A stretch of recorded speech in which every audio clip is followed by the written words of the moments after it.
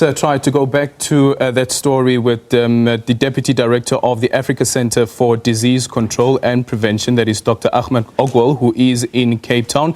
Dr. Ahmed Ogwell, good evening and welcome to The Full View. Let's start off here. You are in the country and about to leave on a day that South Africa confirmed its first case of the coronavirus. Tell us about the conversations that you had with the various medical staff.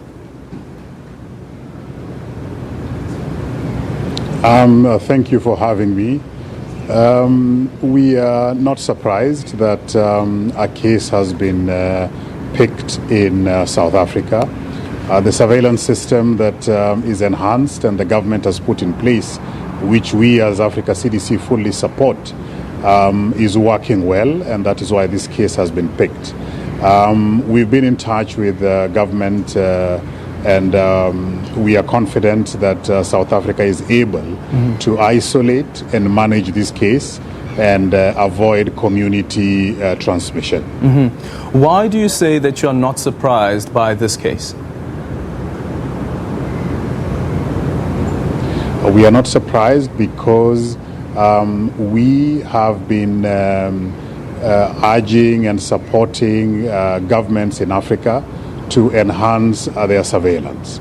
Looking at the amount of travel that Africa has with the epicenters of this new coronavirus, we knew at some point it would come onto the continent.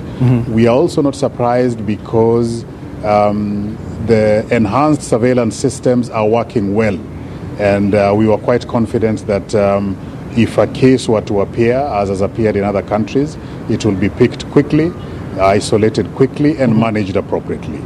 With that said, initially when we found out earlier this week that Algeria had 3 cases, that number increased to, if I'm not mistaken, 9 cases that have been confirmed. So certainly it means that all the control and preventative measures that are in place are not watertight.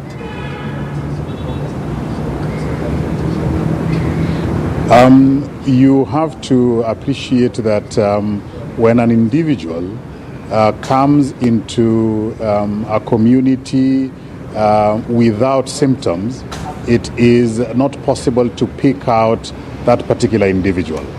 And all the cases, particularly in countries where the numbers have increased suddenly, it is usually associated with an individual who was not symptomatic and becomes symptomatic after being within a community, family, or work situation.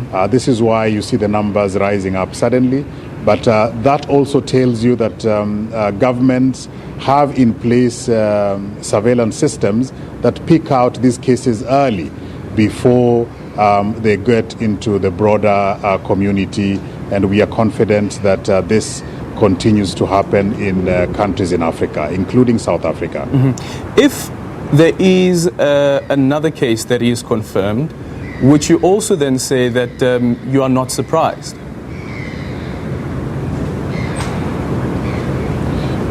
The nature of this particular virus is that it is transmitted through droplets and touch of surfaces or persons who are infected. If an individual is not quarantined or isolated appropriately, of course there will be spread.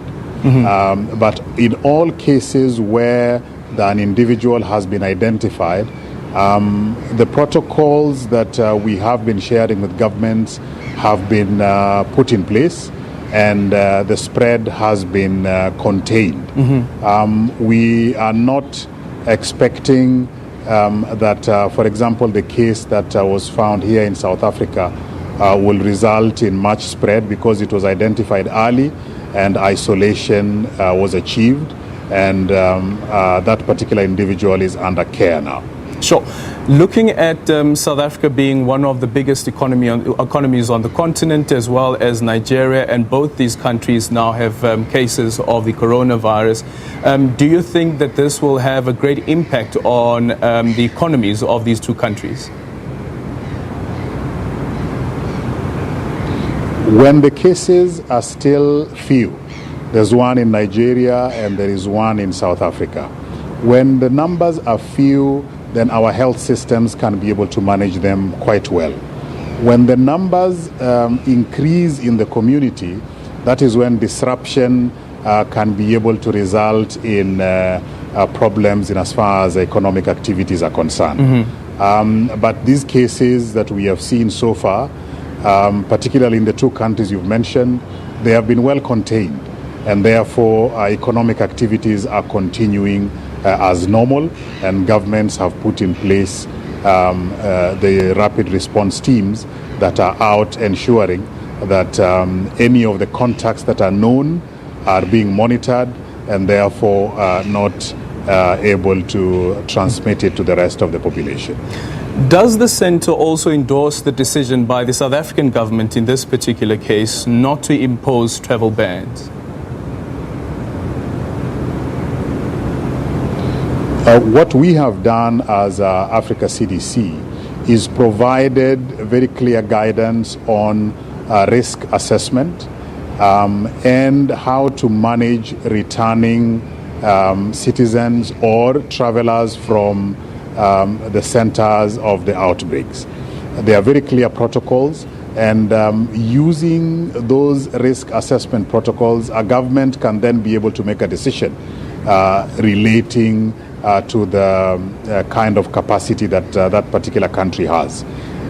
We are also in touch with the hubs, including South Africa being a travel hub, so that we help and support these countries to put in place the correct protocols for travelers and for returning citizens.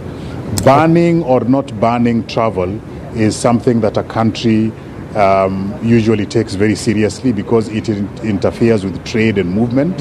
And when a government takes a decision to ban or not to ban, they have gone through a very thorough risk assessment process. And when a decision is made as Africa CDC, we provide the support that is required. Okay, thank you so much. The Deputy Director of the Africa Centre for Disease Control, Dr. Ahmed Ogwell.